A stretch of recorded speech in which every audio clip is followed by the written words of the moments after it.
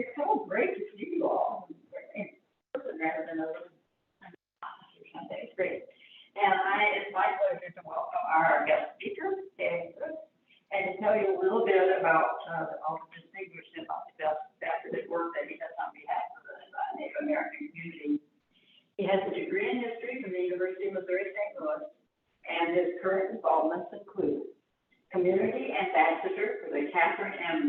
Center for American Indian Studies at Washington University in St. Louis, representing the local Native American community on the Disparities Elimination of Cancer Advisory Committee under the partnership of Sept Cancer Center, Washington University School of Medicine, and Barnes Jewish Hospital, an advisor for a feasibility study for the National Museum of Native American Removal, Missouri Humanities Council Speakers Bureau, Indigenous History Auto Tour Review Panel for the Missouri History Museum, Advisory Board for the Study of Indigenous Voices in Missouri Cancer Control Experiences, National Trail of Tears Association, a founding member of the Alliance for Native Programs and Initiatives, whose members include St. Louis Zoo, St. Louis Art Museum, Missouri Humanities Council, and the Missouri History Museum.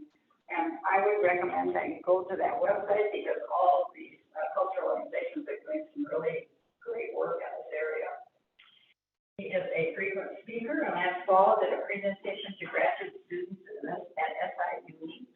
This was done on Orange Shirt Day, which in Canada is the symbol of the stripping away of the culture, freedom, and self-esteem experienced by Indigenous children in boarding schools over the generations. So, thank you for being with us.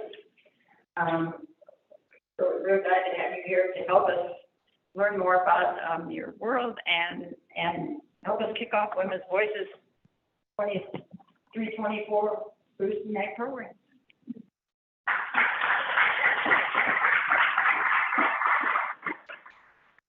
Wado, thank you.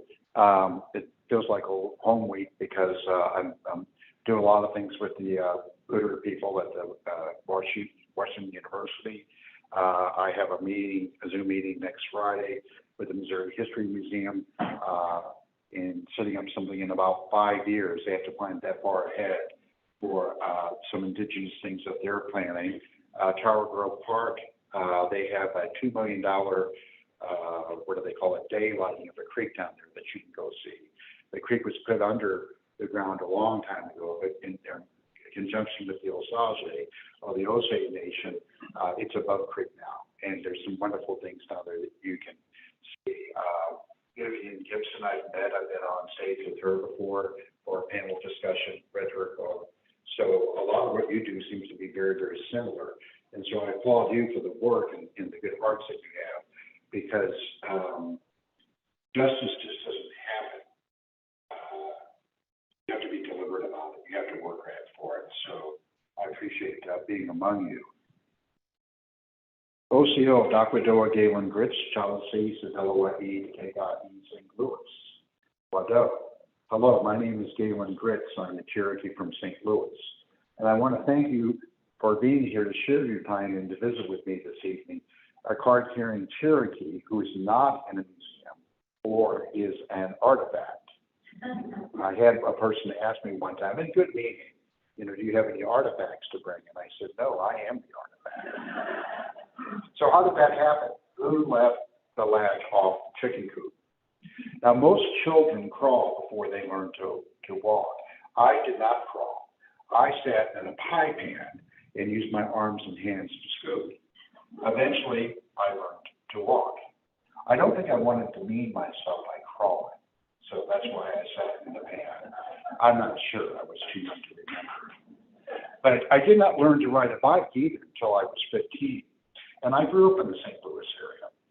My family tried to teach me when I was 5 years old. That's about the same age that my older brother and sister learned. But I decided I wasn't ready. And that occurred after I fell off the bike a couple of times. So I became a fast runner instead. And one day at age 15, I got on my brother's bike. Well, he was gone because he didn't like me using this thing. And I rode around our yard, just like that. And then I went out to the street in front of our house and rode around in circles. And a short time later, I went around the block. And then later, I just started to ride all over the neighborhood. I had decided that day that it was time to ride, and so I did. So the reason I tell you these stories about myself is to let you know that we can end up at the same place by going down different directions. We have different paths to get there. Not just one way to go. And the way that we choose to lead our life is not the only way, especially if it leads out justice for the people around us. We need to be aware of that. My presentation this evening is entitled Being Cherokee, Personal Stories and Hidden Truths from a Contemporary Cherokee Living in St. Louis. Of course, we all know it could easily be called Everyone Wins But the Indians. I was in Columbia, Missouri last evening participating in a panel discussion of a novel by a Cherokee novelist. And later this month, I'll be leading a reflection for the St. Louis City Board of Aldermen. And so far for the rest of the year, I'm going to be at 3 libraries across the state, a historical society, a men's discussion group, and leading a class both at Washington University and then later at St. Louis University. Now, I'm busy not because I'm so good, but because there are so few Native people in the area. And I have become recognizable for different reasons within the last year or so. So there has been a deliberate effort to erase Native people, and evidence of our existence has largely been successful. That's why there's no Native people available to discuss our religion, explain our burial practices, translate a hymn, Napa Flint, or tell a traditional story. All these things I've been asked if I know myself or know other people to do. And of course, these are historical things. I don't think you would know how to perhaps put a horseshoe on a horse or to churn butter. And so people tend to forget that we're contemporary as well, that we lived in the 20s, we lived in the 1960s, and live in 2020. And so there are other things that we do besides those historical things. And that's what I mentioned, that I'm not an artifact, and Native people generally are not. But the reason we don't know so much about our background is that it was deliberately engineered that we do and that you don't as well. And so our connection to our culture has had my institutional forces prying us away from our heritage. After all, the mission statement of the United States, in essence, from when it was founded in 1776 until 1912, when Arizona became the last states of the lower 48 states to join the Union, was to take the land from the Indians. And the mission was completed. So, as any viewer of a BBC mystery can tell you, the evidence of the crime must be hidden. Better yet, hide the body, and certainly wipe for fingerprints. So, you eradicate our language and our culture. You outlaw our religions and philosophies. You misrepresent our tribal identities, steal our children, and make us into caricatures. Trust the lie that the country was unoccupied, that it was a wilderness. And I just received this on Facebook a few months back. I just now noticed I'm not a real big Facebook person, and then I especially don't look at the messages that often. So often I find something somebody sent me 6 months ago. But anyway, somebody sent this to me. I just read the NPR article, and I would be honored to be your Facebook friend. I'm also 70. I'm now 71. And native to this area, have lived in other places too. And I never knew much about the Native Americans from this area. In fact, a few years ago, I had to do some research to see if and when they were in here. And this is very common.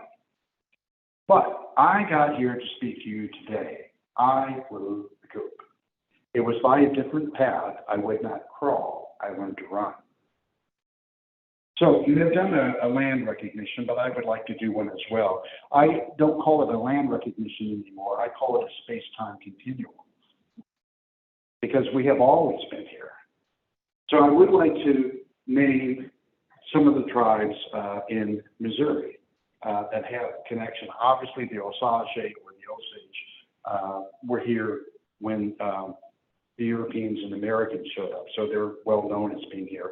And the state is named after the Missouri. By the way, the Missouri they had 17 or so words for the river, the Missouri River. None of them included the word for flood, because they don't see a flood as being a negative thing. A flood was something that every year, or maybe twice a year, that the river would do to replenish the land, to bring new fish, new animals, and those kind of things. We only get the idea of flood later as a negative thing. They did not have that word in their language. So, as I mentioned, the Osage were the predominant tribe by the time the Spanish, French, and Americans arrived. They also, well, tell you they were the only tribe here, and that's not the case. But if you talk to some people in the tribe, that's what they'll tell you. In historical times, there were other tribes: the Miami, the Kaupaw, the Oto, the Sauk and Fox, the Iowa, the Kaw, the Illini, the Potawatomi, the Kickapoo, the Peoria, the Shawnee, the Delaware, Sioux, the Wyandot, and Bianca Shaw. And I've had the great opportunity this year to meet most of these tribes in Oklahoma on 2 different trips. I'll be back there for about for a week in November. I didn't know most of these other tribes. I know the Cherokees, but it was a great experience to have exposure to them. Now, some were in parts of the states when the Osage were here, because obviously there was not a boundary for Missouri. And others were from other areas, and then they passed through as they were trying to escape from the enroachment and death, which had accompanied the ever-growing presence of the land-hungry colonizing hordes. The Cherokees, who did not live here as a tribe, passed through on their Trail of Tears across the state of Missouri, and that trail crossed 9 states from the southeast to Oklahoma. Of course, Oklahoma wasn't called Oklahoma at the time. It was called the Great American Desert. What a fantastic place to dump the Indians, because white people will never bother them out there. Well, they were wrong about that, but in any case.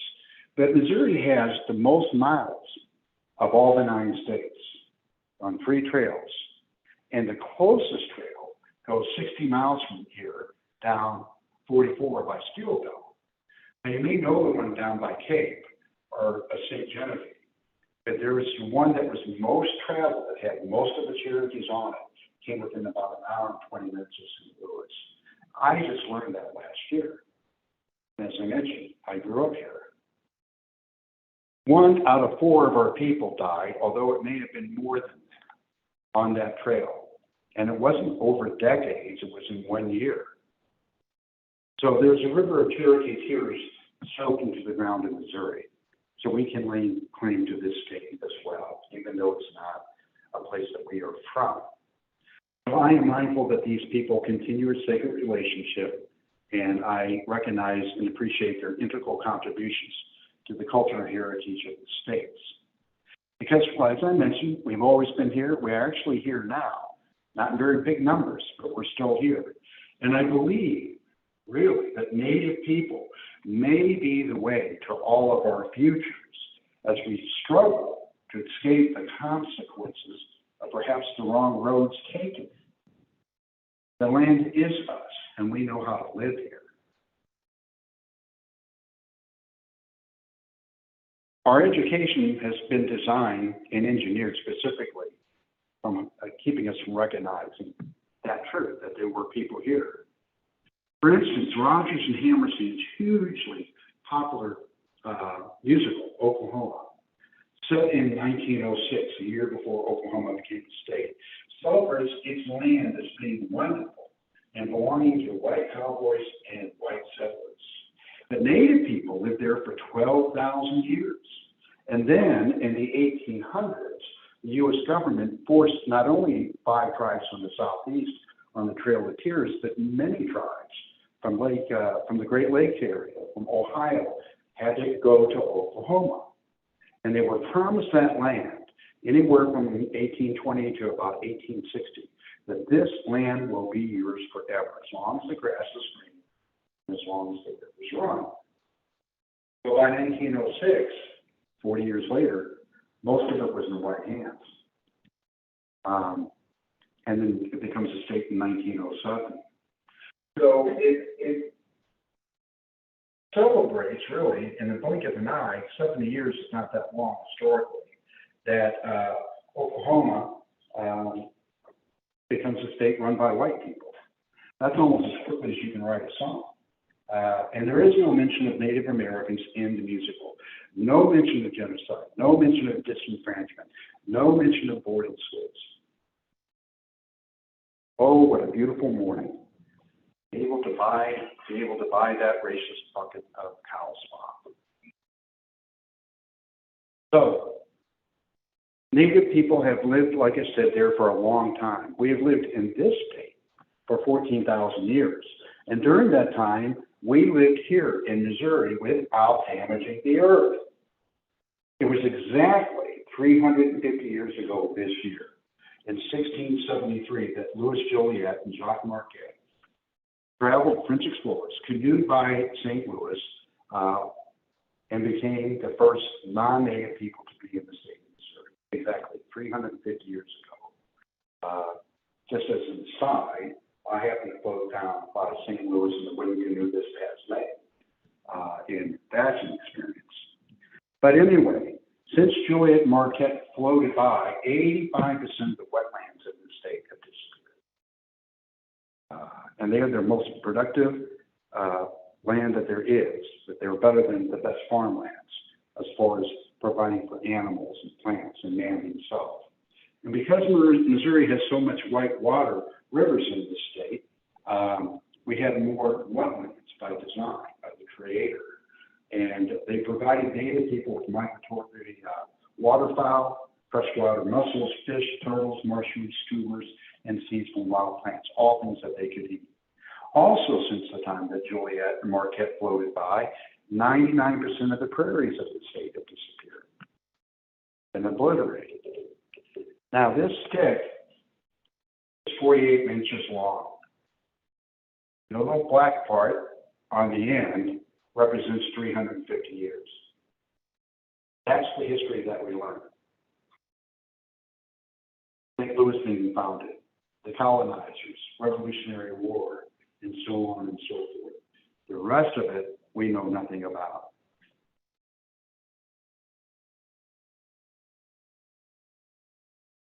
So what we learned,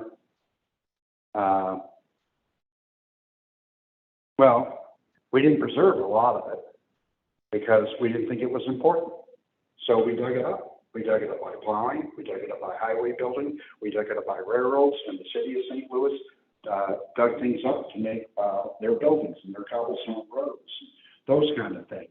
So we trained the archaeologists in this country at Yale, Mizzou, places like that, and they went overseas to Greece and Italy and Rome to preserve those countries' heritage while we were destroying the heritage here that was available. Because at the beginning of St. Louis, it was known as Mound City, and for a long time. And all the mounds were destroyed. And all the evidence of the people here were destroyed. There's only half the mound left called Sugarloaf, which good fortune the Osage now have come back into owning. So how many people have been to Cahokia Mountains? It's 20 minutes from downtown, right? Well, good for you. Because it's a United Nations World Heritage Site on par with the Taj Mahal or the Colosseum in Italy. And unless you're going there this weekend, you can get to the Cahokia Mountains a lot easier. In fact, I would say you could get to Cahokia Mountains easier than you could get into a McDonald's and get a hamburger, because it takes a while. I don't like those kiosks. I can't figure out how to use them. I'm afraid I'm going to order a hamburger and get a sack of who knows what. But in any case, we now have a different nickname. We're not called Mound City. We're named after special military operations, one after another, that destroyed and took the land from the native people. And so we're now known as the Gateway to the West. And I think of the art sometimes as being tombstones for Native Americans. I do have a list. I didn't bring it with me, but there are like 7 or 8 presidents that are on that list, early presidents, including Abraham Lincoln, because he took part in the Black Hawk Wars. These wars that they were involved in, starting with George Washington, were basically those special military operations. operations, like the Russians are using against the Ukrainians. They were wars where they went to get land from the Indians. Black Hawk is one of them, Tecumseh, King Phillips. There was just all these wars that we had, and a number of our presidents were involved with them. That's how they got elected, because they got famous. So it took the dominant culture a mere 350 years to tilt not merely the state, but the entire planet towards ecological disaster. All you have to do is read the newspapers or flip on the TV. In stark contrast, the native people lived here in relationship to the land. We understood that all we needed had already been given to us. We understood and respected the design of the world. And that took a lot of brain power, because we did not have a written language. So a millennium after a millennium, we enjoyed the bounties of the Creator, that the Creator had provided us without destroying or modifying the environment. No human baby has ever been born looking for an electronic screen. We are born looking for a face. Every single face is a million miracles. In addition to human faces, for 14,000 years, native people saw the face of nature. Now, the dominant culture has 4 cardinal directions, and I'm a little confused. Anybody know which way is north since I came in this building? That way. Okay. So we have north, east, south, and west. And these 4 directions are good for mapping property lines, defining ownership, tracking capital investments, and encouraging the extraction of resources. Think of a grid or a spreadsheet, right? That's what those are. But my people, the Cherokees, have 7 cardinal directions. Beyond the north, south, east, and west, we also have up, down, and here. Because anytime you walk a trail, if you're looking on the path for stones or roots to avoid tripping over, you're not seeing the squirrels or the leaves or the birds in the trees above you. And if you're looking up, you're going to avoid the deer in the woods, standing looking at you, wondering, what is that? And of course, where you were 5 minutes ago is not where you are now. Also, that idea here, along with indicating place, has a proponent of a person having balance with themselves and with life itself. So it's kind of a new age kind of an idea that's a little bit involved with that as well. So the 7 directions of the Cherokees allow us to view all things as interrelated and open for all to use, not just developing a spreadsheet for a privileged few. They are a much more powerful and useful way to experience the world in all of its complexity. It is a 3-dimensional gyroscope. It provides balance in all situations. Now, the 4 directions will allow you to play one of the very first video games, and that was Pong. Yikes. It's hard to believe what that was about. On that screen, right? But the Cherokee 7 directions is like the first Star Wars movie, when Luke Skywalker rides Millennium Falcon's gun turret to zero in on the TIE fighters, screaming in at him from all directions in space. Zoom, zoom, zoom. He creatively reacts to complex, ever-changing environment. And like the native people, he had to, because his life depended on it. And so it may be useful to think of native people of the yesteryears as verbs rather than as nouns. I have a grandson, I'm sure is a verb. We were both in a state of inaction. Native people were excellent observers and inventors. We had a great ability to be and act in a moment. And in fact, many native languages have more verbs than Indo-European languages. The Algonquin language is probably the most extreme. It's 90% verbs. Think about it. Is a beach really a noun? The waves coming in, the ever-changing sand, the plants, the tiny animals scuttering around. So you wonder if they were even there. The light of the sun shooting through the clouds, the winds, the lofty gulls. Exactly when is the beach static? When is it like the instant before? So we lived in this physical world in the ever-changing dynamics, the rising of the sun through the seasons, the shifting light of daylight throughout the day, the waxing and waning of the moon, which I still greatly enjoy. My wife and I will call each other, hey, you got to come here, see the moon out in front. The different behaviors of the myriad animals through their life cycles, the heat of summer, the flooding of spring, the bitter cold of the winter storm, and on and on. There were thousands of patterns of complex relationships in specific data not stored in written records or on a computer chip, but in the culture, the stories, and in the minds of the tribal members.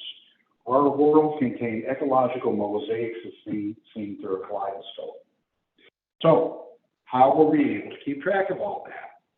Well, unlike today, we did not live in an artificial metaverse. Modern man's ability to focus and think has been deeply hacked by apps, TV, computer times, and games. I'm guilty of that. I find myself looking at the phone all the time and wasn't around 20 years ago. Amazing how it creeps in. The average Fortune 500 CEO gets only 28 minutes of uninterrupted focus a day, and the rest of us often get less than that. We did not live in climate-controlled cocoons at home or at work or in a car with piping sounds and safe, repetitive sights. Modern life feels more and more like a virtual reality. Also, modern man's diet of eating processed food has caused huge energy spikes and then energy crashes, affecting the ability to think effectively. And that explains a huge amount of sales of energy drinks. If you're at the grocery store, you'll be surprised how much Pepsi, Coke, and there used to be just Gatorade, but now there's 10,000 different types of energy drinks. And people are buying these things by the cases. And you may not be, but a lot of other people are. So there's too many choices, too many distractions, too little concentration, too little overarching understanding of how it all fits. Too much, too many leaves us spinning out of control in the middle of the merry-go-round. And now our world seems to be slipping away, slipping towards oblivion, while we are too dizzy to stand up. Now here's an interesting idea. You can argue, and I think very effectively, that women never have had as much equality or power in the society on this continent as the early Cherokees. Originally, the Cherokees did not have last names. We were forced to at the Trail of Tears. We had to register when they came and have us move. So we were known by family group or clan to which their mothers and your grandmother belonged. And we were a matrilineal society. My grandmother's clan is the Wolf clan, so I'm a Wolf clan member. The Cherokees have 7 clans. The other 6 are the long-haired. Believe it or not, I'm not a long-haired member. I'm a wolf, blue, wild potato, deer, bird, and pain. Now, when the Europeans who encountered the Cherokees early on were very shocked to learn that Cherokee women were equal with men and had true economic and political power. The Cherokee women always owned the home. To divorce a husband, all she had to do was put his belongings outside the door. No lawyers, no stigma, no cost. Mama must be kept happy. Now, Caroline Johnson, professor and author of a book about Cherokee women, writes about a great historical example. In 1757, now these are still British colonies at that time, but the great Cherokee leader, Kula came to South Carolina to negotiate a trade agreement. And back then, when you did these things, you didn't just show up. You didn't drive yourself or take a plane. There was an entourage. It took a while. You had to travel. You had to carry stuff with you. And so, there were wagons and, it was planned. And you would show up and you would stay for maybe a month while you negotiated things. You got to know about each other. And so he came to South Carolina to meet the governor, and he was shocked to find that there were no white women present in the discussions. And so he asked the governor, since the white man, as well as the red, was born a woman, did not the white man admit women to their council? And the governor of South Carolina was so taken aback by this that he had to go hide for 2 days before he can continue the discussion. And he comes back with a very weak and untrue response. The white men do place confidence in their women and share their counsels with them when they know their hearts are good. Which was to say, from the white man's point of view at that time, never. But remind me, how many women signed the Declaration of Independence? How many female delegates were at the Constitutional Convention? I assume that the ruling men never thought that the woman's heart were ever good enough. But we all know better. And that's why you can make the argument that with the Cherokees, there were women chiefs. In fact, that one of the greatest revered Cherokee people in our background is the beloved woman, Nancy Ward. And some of her descendants meet every year in Tahlequah, Oklahoma, around Labor Day, a week or so ago. So the state of Missouri has changed so much by the damming of rivers, cutting down forests.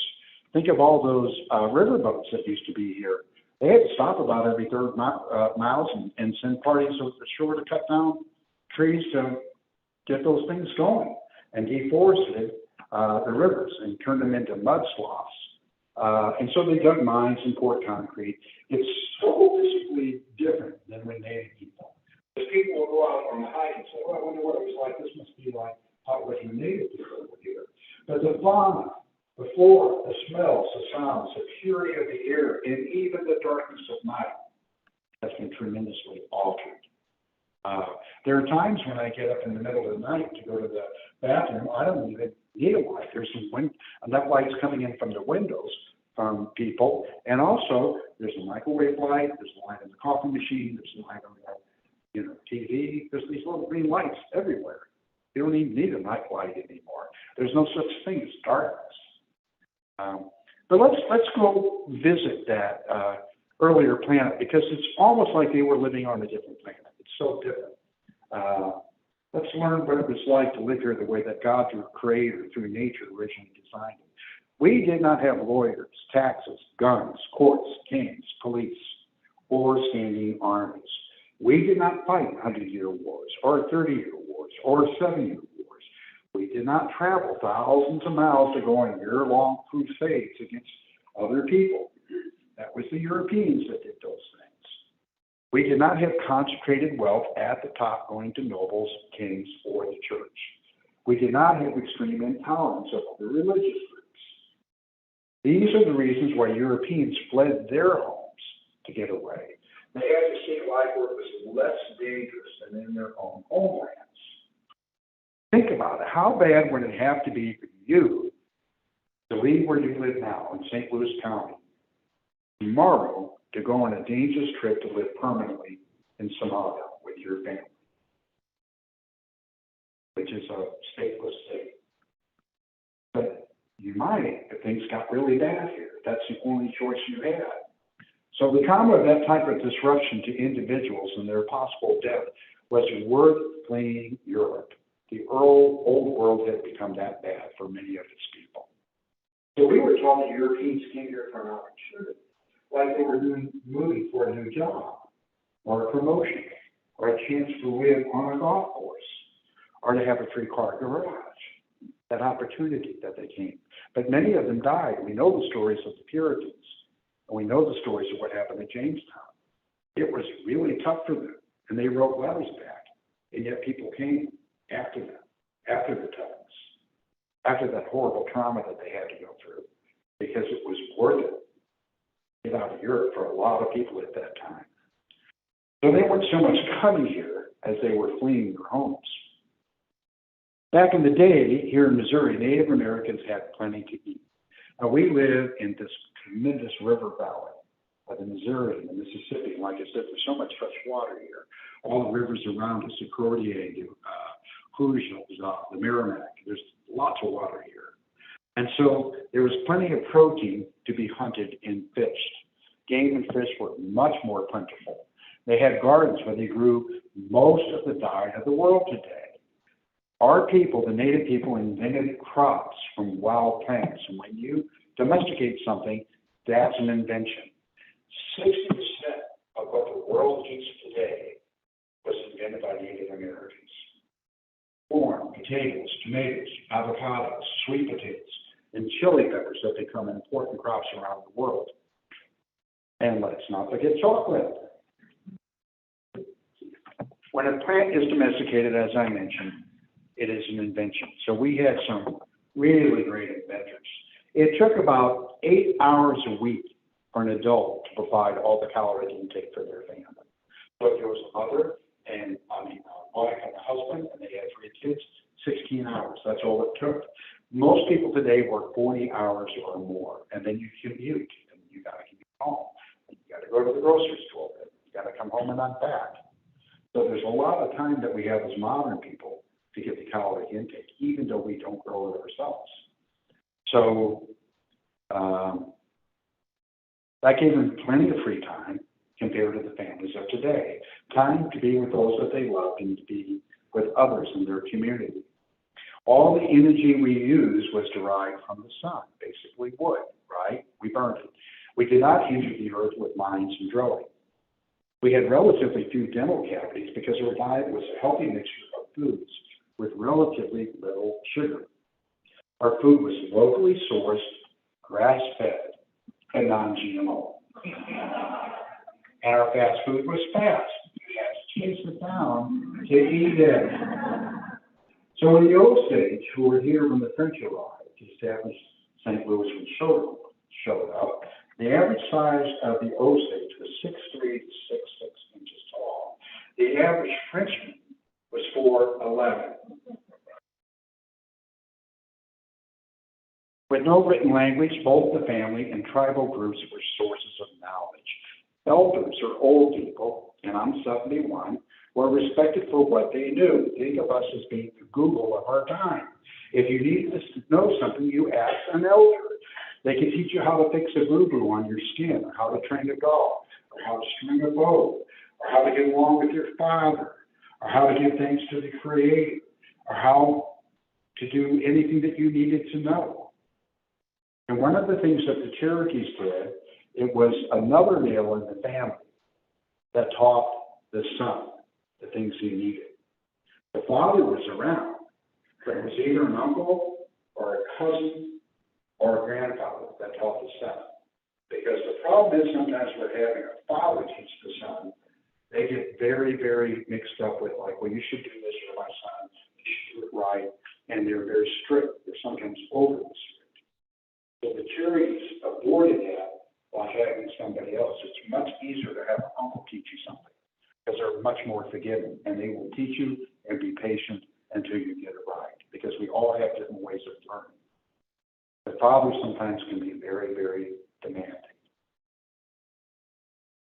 So we were embedded with the community, and we were integral to its function. And we were honored and such. I love going to Native American gatherings because I get to eat first. They were not warehouse and retirement communities or assisted living communities away from everyone else. They were part of the community. There are 574 Native American tribes in the U.S. today. Historically, obviously, there have been more in the past. That's what we have now. They have distinct languages, diets, living structures, tribal organizations, and so on. And so before Christopher Columbus, the Native people in Maine lived differently than the Hopi in Arizona. And the Humas and the Bayous of Louisiana lived differently than the Comanches on the northern plains. And the Cherokees in the Smoky Mountains lived differently than the Makah of Neah Bay, which is in the state of Washington. They are whale hunters and salmon fishers. But often in the dominant culture, Native Americans are generally thought of as a cartoon, living in a teepee, wearing headdresses, and grunting how. We know so little about the Native people because of design. We are deliberately not told their history, and I think of that as one of history's prime examples of identity theft. So we have learned very quickly. We hold these truths to be self-evident that Native American history will be excluded from the American story, and that instead omissions and untruths will be told. Often, our entire story is told in one school day, or if we're lucky, in one chapter of a book. Usually it's around November. I don't know why that is. Thanksgiving, maybe. But maybe it's because of where they started. That's about the time the Indians come up and sell us. I don't know. But there's an old joke about the Pilgrims, by the way. How in the world do they keep their pants up, but their belt buckle was on their hat? But anyway, before 1491, half of this entire planet, the Western Hemisphere, was Native American. Half of the world was, right? So that's why Native people say party like it's 1491. In 1492, Christopher Columbus, somehow inexplicably known as the Great Navigator, arrived in the Caribbean completely lost. And according to the latest census, the population of Native Americans in the United States today is about 7 million. It's about 2% of the entire population. So how did Native Americans have half of the world taken from them? 2 reasons. We got sick, and then the land was taken from us in a messed up version of finders keepers. As horrible as COVID has been, and I know it is resurging, but it was kind of worse in the very beginning because we didn't know. And for some reason, people got real political about or not knowing, you know, and that made it worse, I think. I'm of the generation where we got polio shots. We got measles shots. We took advice from doctors, and it seemed to work. Because I do remember a boy my brother's age, he's a year older, and he had braces on his legs because he had polio. And we got a shot, left him out of his car, but who cares? You know, I didn't get it. So, but as horrible as COVID is, and had been, because it killed people, it pales to what the Native Americans suffered. Even the Spanish flu, which is not Spanish because it started in Kansas, for heaven's sakes, went overseas because our soldiers went over for World War I. But about 9 out of 10 of us died because of smallpox and other diseases. We have no immunity to those things. And so you read the records of the explorers, Champlain and those people, they went up the coast of New England. They talk about fires, continuing fires in villages and stuff. So by the time they go back to where they came from in Europe on those slow boats, and then they wrote their stories, and they were printed, and they got circulated. People gathered money to come over. It might be 20, 30, or 40 years before they came, that settlers came in these small groups. And they came and they go, wow, there's nobody here. Well, there were people there. But 90% of them had died from the diseases they caught from the explorers. Now just think about it. 90% of the people you knew died within a couple of years. And then if you survived, you might be horribly disfigured, right? And they came over and they found that, like for instance, Connecticut, it looked beautiful. There's no underbrush. There's just trees. You could ride a carriage for miles. Can't do that necessarily in England unless you have a lot of people working your land for you, so local. But that was because the Indians had been taking care of it with burns, right? It's interesting. Today, there are more trees in Connecticut than there were in colonial times. Believe it or not. So the land was being taken care of by the native folk, but then we started to disappear. So what happens when the disaster hits? When the earthquake hit Turkey? Or when that tornado hit Mayfield, Kentucky a few years ago? We send aid, right? Well, nobody helped us. They said, oh, you're sick? Here, we'll take your land. The other thing is the messed up finders keeper, and that's known as the doctrine of discovery, which the Pope recently repudiated. But gee, that was, yes, who knows? It goes back to the 1500s, and it is still the foundation of Native American law in the United States, believe it or not. And it means simply that if you see something that you want, it's okay to take it. It doesn't make any difference if it belongs to anyone else.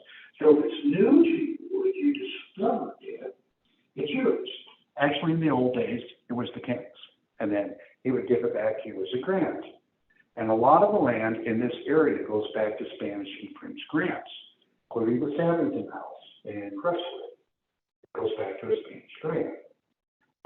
So, I'm not making this stuff up. And of course, the king would give you the grant back if you had the nerve to go overseas and discover stuff, right? But let me ask you something. Is there something that you really like that you own. Perhaps a collection of writings from your family, or photographs, or a china, or a piece of furniture, or a violin that belongs to somebody. Is there anything that anybody have something that they're favorite? I had a record collection one time, but I gave it away because nobody listens to records anymore. But I really like it. I'm trying to get that. Anybody? Pet? Nobody has anything that they like? Oh, come on. Hobbies? Yes. I have a piano, Really? Can you play it? Oh, that's fantastic. Anybody else? Yes. Flute. Okay. So since I didn't know about those and I discovered one tonight, you guys have to get into it. Right? Does that sound right to you? Well, that's how it was, right? Of course not. It's weird. That's what the Europeans did. They made up this idea, and they used it all over the world, in Africa and Asia, to go to where other people live and take their land and then exploit what was there. It's called colonialism. And then, of course, the Americans did the same thing. And as I mentioned, it's still the foundation of the laws of how we deal with Native Americans in this country. Obviously, Russia is trying to do the same thing in Ukraine today. The difference is the U.S. was successful in their task, getting rid of the Native people here and taking their land. And don't get me started on the Louisiana Purchase. When Napoleon sold Jefferson land, neither of them had ever been on, much less called home. And none of the thousands of people who had lived there for thousands of years were consulted or even knew this was going on. So Louisiana Purchase is held the state of Missouri, eventually becoming part of the U.S. So imagine waking up tomorrow and finding out that Missouri has been sold by Mexico to Poland. How would you feel? Well, you know, that's what happened to us. So Native culture and identity has been, as I mentioned, deliberately kept away from us, both from us as dominant culture, learning it, but also as Native people ourselves. So a whole lot like Harry Potter, he lived under the stairs of his mother, aunt, and uncle. He was unaware of his true nature. That he had to piece it together. He had to go and learn. He had to be taught. He had to mix it up with people like him before he learned that he was a wizard and what that entailed. So like Harry Potter, I grew up in Oakland and moved in fourth grade to Peace Corps and graduated from Parkway Central. And then went to Mizzou for the 3 years and came back to Umsel. I lived my whole life in this city. So I had to deliberately learn about my identity. The big chunks of it have been taken away permanently. So you sometimes have to insert other things. I wear turquoise, and I only wear it on special occasions, so you guys should feel special. Nobody wears ties anymore. So when my mother passed away 5 years ago, and there was a little bit of money, I bought this at the war sheet towel, like a boots. And I only wear it for special occasions. Because I thought of that. I'm not a real big jewelry wearer, but I thought, well, that would be a nice day out. You know, we kind of let people know a little bit of, I mean, anybody can wear turquoise, but in context, it's what people kind of understand. So sometimes you have to kind of put that frog DNA into the dinosaur DNA like they did in Jurassic Park in order to get the dinosaurs back. And hopefully we won't go crazy and start eating everybody. There are about 460,000 Cherokees today, and it consists, the nation consists of 14 counties in northeastern Oklahoma. Slightly over half of us do not live there. We're called citizens at large. There's also a group of 16,000 in North Carolina. They have their own nation. Those are the people that went out in the woods and hid when the soldiers came with bayonets to gather us about. And then there's a smaller group in Oklahoma that in recent years, the last 60 years, have gotten recognition, the Tuac. And they are very, very traditional Cherokees. It's a small group. But we were forced out of our homes in Georgia, Alabama, North Carolina, and Tennessee. And then we were put into wooden pens. Actually, some of us were put on trains, just like the Nazis did to the Jews, down in Decatur, Alabama, because of the Muscle Shoals on the Tennessee River. Those are shallow spots of about 30 miles. Tennessee, by the way, both the state and the river, is named after a Cherokee village, Chamassee. Thank goodness so much of what we know today has an Indian root, Mississippi, Potomac, things like that. Because it seems like when the dominant culture means stuff, it's like Forest Green, Glen Forest, Forest Green, Green Glen, Green Road, Forest Road. Except for when you go to Atlanta and everything's called Peach, and then you can't figure out anything at all. So thank goodness we have a gift for naming things. So we were forced to march 700 miles, most of it on foot. So imagine tomorrow morning, you as soldiers show up at your house and say, you've got to go to Toledo. You've got 20 minutes to gather up everything you want to take, and we don't have transportation for you. You're going to walk right now. It's September, and it may take you a while. You may not get there until January or February. And so you've got no time to settle your affairs. You might be put in a tent for a couple of days, but now you're going to have to walk up to Toledo with your family. So imagine a few weeks later, somewhere in Illinois, one of your grandchildren dies because of starvation, because the government didn't give you enough food, or because of disease, because you don't have enough clothes and it's getting cold. And imagine holding that child, feeling the weight, and hear her lifeless, stricken face. Now you must put her body down on the ground and keep going. You don't get to bury her. You don't forget stuff like that. 13 months ago, I learned about a 10-year-old Cherokee boy who died on his march, and his family could not bury him. And they were forced to move on by the soldiers. So they left his body at the side of the road. And that night, his older sister, who was about 14, snuck out to him. But she could have been shot. She had been caught. And she traveled back in the dark to where his frozen body lay and took his bag of clay marbles so he would not be forgotten. And his descendants, his families, still has that bag of marbles to this day, 185 years later. We don't forget those kind of things. So his suffering on that cold, dark night is still remembered. Now, the Osage Nation was forced to leave the state of Missouri in the 1800s. Now, that may seem like a long time ago, but we're going to get there in a minute. Also, keep in mind, there's that great movie about the Osage coming out soon. It's been coming out for 3 years, but actually it will be coming out in October. And I could tell you more and more about that, but I won't. Even though the last Indian left this state as far as a tribe in like about 1828, in 1899, the state of Missouri, or legislatures, the city, made it illegal for an Indian to be in this state. So if you were caught, it was 30 days in jail or a $500 fine minimum, no maximum. And at the same time, they must wear dunce hats down there at the time. But that all seems to have taken care of everything, right? But if you served liquor to an Indian, the same thing. The Indian got fined or jailed. It seems like if they're not in here, that would take care of it in the first place. But if that law hadn't been repealed, which obviously it was, I couldn't be here today. Now, that may seem like a long time ago, but I remember all my grandparents who were alive in 1899. And I remember what they liked to garden. I remember what TV shows. My one grandmother would always watch Lawrence Welk and drive me crazy. But what they drove and, how they treated my brother and sister-in-law. So when you think of it that way, 1899 is not that long ago. And America was invaded, it was conquered, it was not settled. That's why we have cities with names like Fort Wayne, Fort Smith, Fort Worth, Detroit, and Pittsburgh were originally forts. These were offensive forts to consolidate the land that was being taken from the Indians. They were not defensive forts.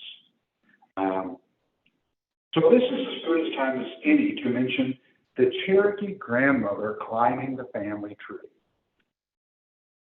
That's all one big word. And the Cherokee grandmother climbing the family tree is a real thing. Other Cherokees know about it, and also other tribes will talk about it. So, in fact, just this past Sunday, I was at a family reunion with my wife or her family in rural Missouri, and we ran into it again. So it happens. And so oftentimes when people know that I'm Native, or if you're Navajo and they find out, you will hear somebody say that they have a female ancestor, a grandmother, a great-grandmother, maybe a great-aunt, something like that, who was Cherokee in the family lore. And I told my wife 30 years ago that when we got married, that she would hear this herself. And she goes, that's not going to happen. And I said, yeah, and when you tell people that I'm Cherokee, they're going to, you're going to see the results of that. The grandmother's going to start making her climb. And I told her it's never a male relative, never a grandfather or a great uncle. It's always female. She poo-pooed the idea. And so scores of times later, in the next few years, she learned to see it coming. Now, this is an odd phenomenon for at least 3 reasons. Firstly, if you truly knew the horrific history of how Native people had been treated since the colonizers showed up, why would you want some serious connection to them? I cannot imagine a German 19-year-old being on holiday in the French Riviera in 1950, and upon meeting a Jewish person, saying to them, I wish I was a Jew, or that is so cool. And yet people will do that to Native people, looking at them. And perhaps that's why they think we're stoic, because it's so hard to react to the weirdness sometimes. You don't know what to say. So we have a deep ignorance sometimes of our own history. And it's so prevalent, it's like we're living in that artificial construct. Because in the way we are, the way that we were treated is not something anyone in their right mind would really want.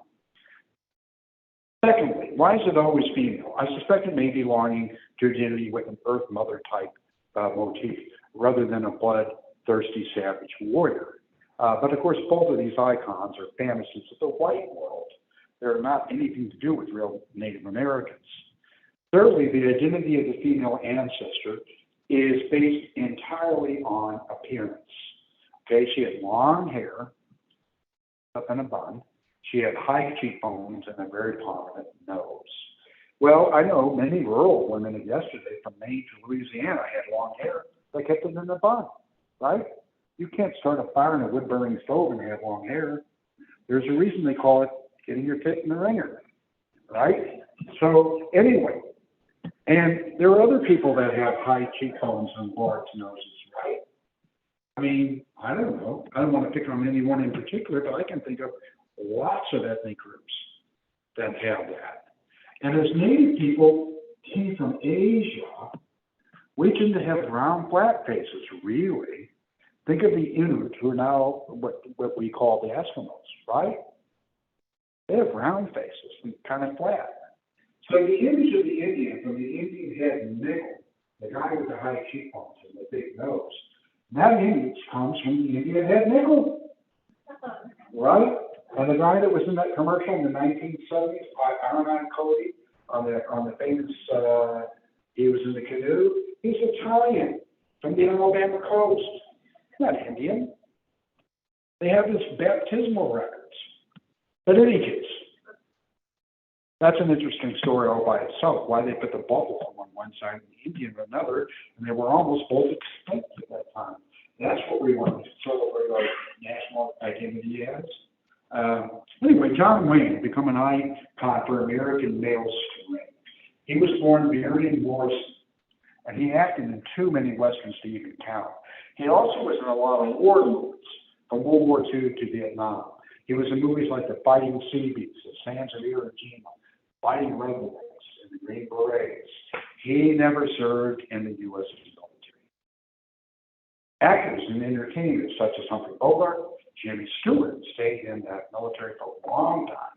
Henry Fonda, Mickey Rooney, Jack Lemmon, James Garner, and even Dan Rickles and Audie Hackett served in the military. And many other Hollywood stars did as well. While Wayne enjoyed association with the U.S. military strength as part of his persona, according to the Smithsonian Institute, Native Americans have served in this country's military at a higher rate than any other ethnic group from the Revolutionary War down to today. So it looks like the cowboy has accepted the wrong persona as a tough soldier. Should have been the Indians. We have served this country honorably, but we were the last group to receive the right to vote. We received it in 1924, and that was the national right to vote. That's when we became citizens. 5 years after women got their right to vote. In the state of Maine, we didn't vote in state elections until the 1970s. So in 1776, most of us got freedom of religion. We got ours in 1978. Hard to believe. And did you know that most of the treaties for the removal of Native people from all over this country, east of the Mississippi, from, like I said, New York, and the Great Lakes, and Ohio, and Southeast, most of those treaties, almost all of them, were signed in St. Louis suburb of Pine Lawn. Because that's where William Clark had sprawling the state when he got back from the Lewis and Clark expedition. And he was superintendent of Indian affairs, and people would come there, and they would be forced to sign these treaties. And none of us in St. Louis know that. Did you know that Chief Pontiac, who was betrayed by his allies at the Battle of Detroit, was fighting with the British against the Americans, and the British let him out to dry, and he was defeated. But he was still alive. He ends up being killed in Cahokia, and he's buried under the parking garage east of the ballpark village of Walnut and Broadway. And there's been a plaque on a building there since 1905, put up by the Daughters of the American Revolution. First it was on a hotel, then it was on something else, and then from the 70s it's been on this parking garage. And I grew up in St. Louis and didn't know it. What it looks like is a ninth deposit box from an old bank, and it's carved. So we're in the process of trying to get more signage, big signage, that points down to it, because people would be interested. Thousands of people are going to go by that Friday night when the Cardinals play in town. Thousands of people with their kids. They don't even notice it. But if there was big red letters, Chief Pontiac's Memorial, people would go, oh, let's go take a look at that before we buy a hot dog. Right? And we learned something. That there's been so much effort to erase all that. Here's another idea, and I'm getting close to the end. The boarding schools tried viciously to eradicate our languages by beating our children, by forcing them into isolation, away from their parents. And yet, due to the bravery of our children, the languages endured enough to save countless Allied soldiers in World War I and World War II. Because you have all heard of the Navajo code laws, that they were 30 tribes used, over 30 tribes, in both World War I and World War II. Most people don't realize that. And that language that they used was still getting beat out of our kids in boarding schools. The irony is stupendous. There was the little ones who were being tortured. Their languages were used to save soldiers.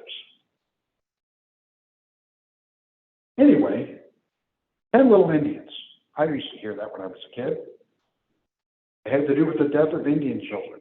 10 little Indians and blah, blah, blah. And then it ends this way, until there were none. Very creepy, but true.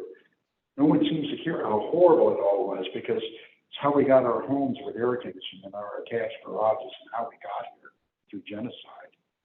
Frank Baum, before he wrote The Wonderful Wizard of Oz, ran a newspaper in South Dakota in 1891, a year after the massacre at Wounded Knee, which is a whole different story. 63 million Americans, 248,000 Indians in 1890. Indian wars? Give me a break.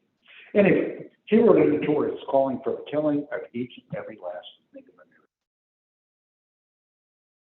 So in many ways, I'm not supposed to be here. We are a nuisance because we wanted to keep what was ours. But as all people in the United States need to be able to see each other clearly as human beings in order for us to relate to each other. And from our better natures, we must build bridges of understanding. With each new breath, we have a chance. So the future of Native Americans depends on the same thing that all people need to try: good manners, kindness, knowledge, and acceptance. And our past has already been written. We cannot change what happened, but we can strive to learn the truth about where we live. So we are good here. We are created to share experiences with each other. And this talk has had a lot of information. And believe me, I could go on for days. So you'll be related. I did not tell you anything to make anyone feel bad or guilty. We need to know the truth, and the truth will set us free. Watto. Thank you.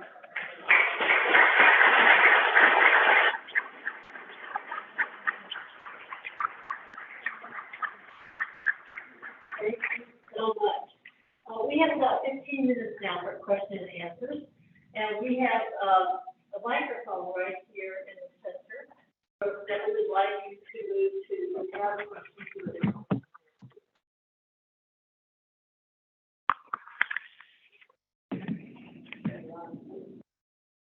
It's on. Okay, someone's reaching. Will you stand up and go to the mic?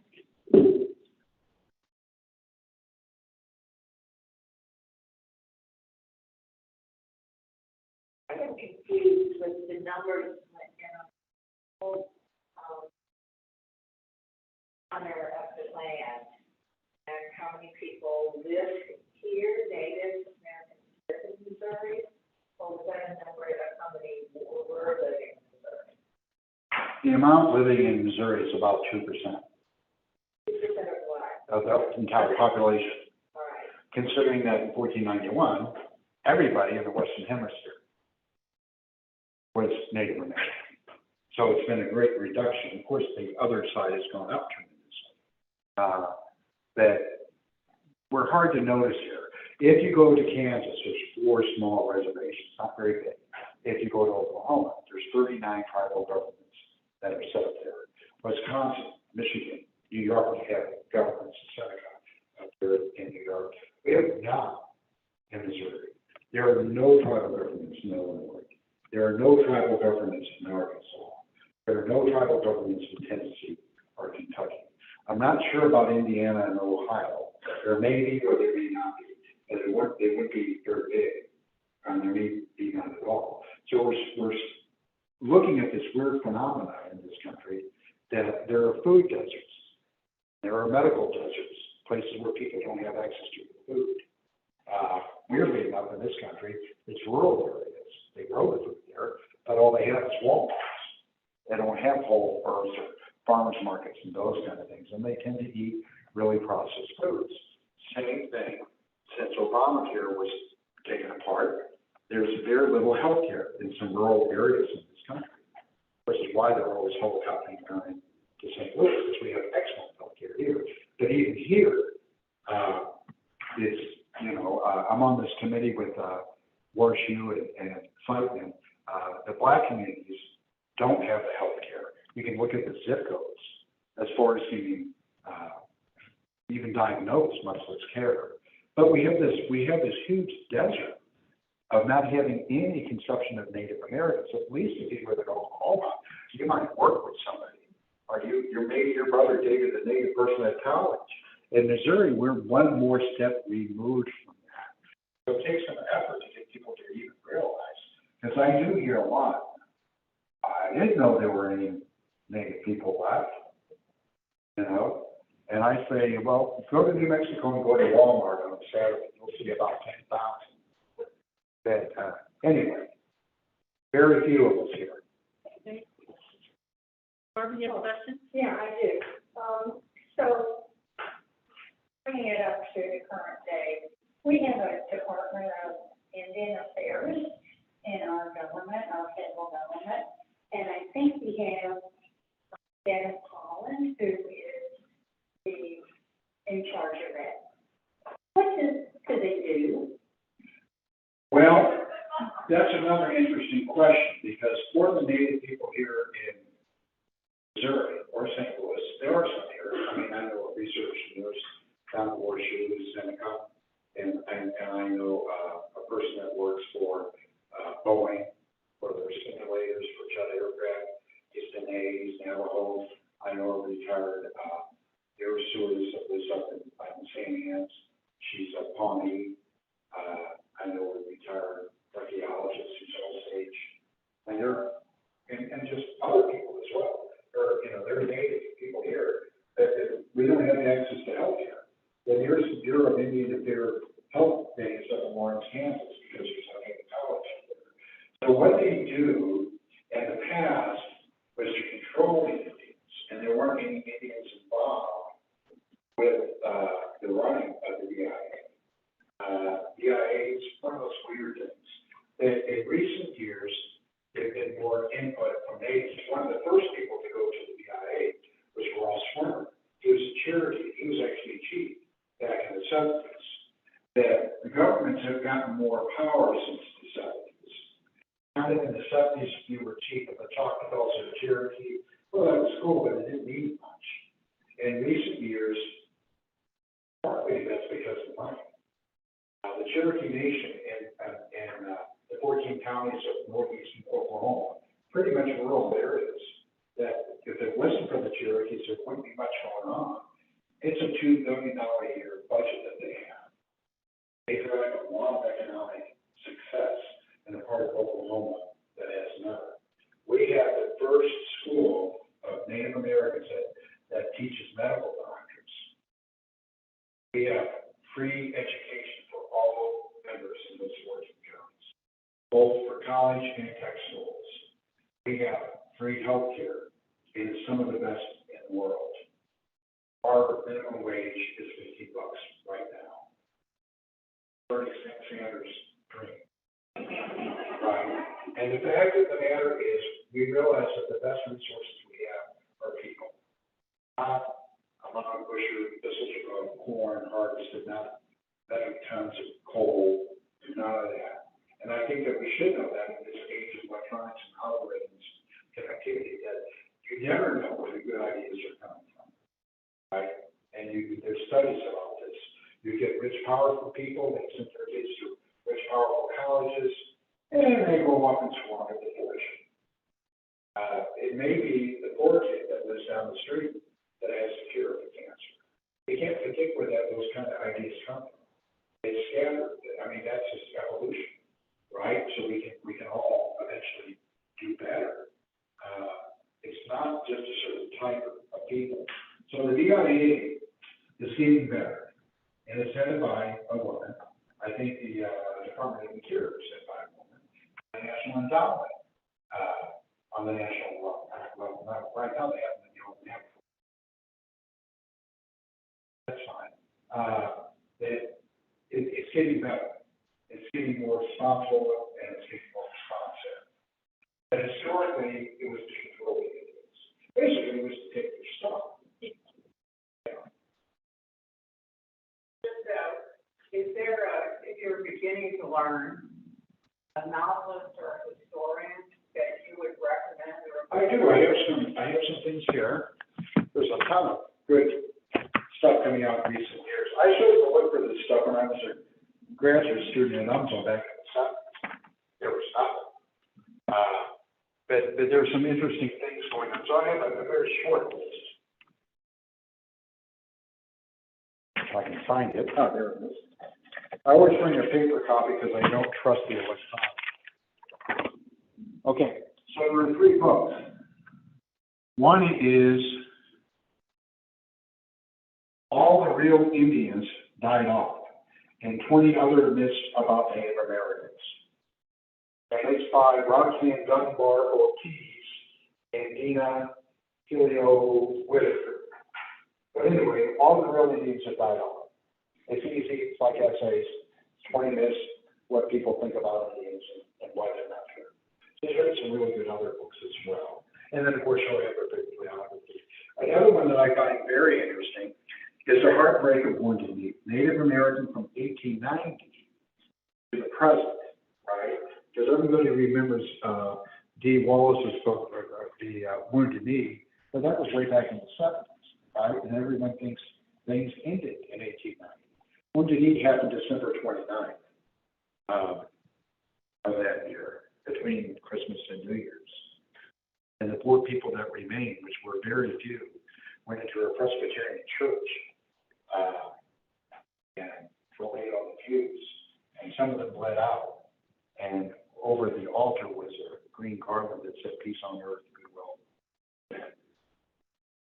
But in any case, it's a very good book. It's by David Treuer, Treuer. But anyway, the heartbreak of the Wounded Knee, the more modern one. And he's written other books too. He has a cousin that has written books, but that's a real good one. It brings you kind of up to date because most people don't know about. For instance, under Eisenhower, and I was alive when Eisenhower was little. They had a law passed that they disestablished Native American tribes, and about 60 of them were disestablished. So it was a way to get land in my lifetime. So, but in any case, the other one is, and this is a general one. It's a very good one if you're not familiar with it. And it may be The Broken Heart of America, St. Louis and the Violent History of the United States. Because the first chapter is a really good overview of Native American. But then the rest of it is a very good overview of Black relationships, or the lack of, in St. Louis. And that's another area that concerns me terrifically. I have been to Money, Mississippi, Manitoba, Wisconsin. I have been to Scottsboro, Alabama, where those men were convicted wrongly and spent years in jail. I've been down to Memphis and been to the hotel. You know, I have met the youngest member of the Little Rock Nine. I have met Vivian Gibson. I went up to Ferguson 30 days after Michael Brown was shot. So it helps me to be places, to feel the reality of the history. But that's an excellent book. Movies, there are a lot of those too. But two of my favorite, one is called Real Indian, R-E-E-L. It's about movies and the idea of Indians. So what happened was there were Wild West shows, and then Pulp Fiction, and then movies, and then TV. And that's what set the image that most of us have in our mind of Indians, all these things. The other one is Smoke Signals. And I like that one quite a bit. It was the one that gave Adam Beats, I guess, his first movie. He plays Indians in all his movies now. But the other young gentleman in the movie is very wonderful. He went on to become a medical doctor. And my wife and son met him at one point, and he signed our copy of Smoke Signals. But he's not in movies, he's only in one. And then, of course, the one thing Flowers of the Color movie. I've seen it, I've read the book, I've read the author twice. I've read a very good novel by Nosage. I've been down to Pahuska, twice in the last 12 months. I've been to Hominy, which is another town, Fairfax, which is Fairfield, which is the first ballerina, American ballerina, was Tall Chief, Marie Tall Chief, with Osage. Anyway, I know the Osage pretty well. Next one. I know actually, Oh, we're going to have to come to the close. sure, that's no problem. So sorry. You can ask me afterwards. Yeah, and we're just,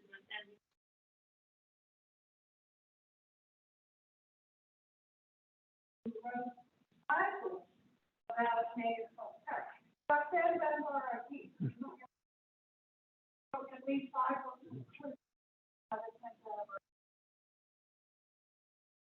the United States?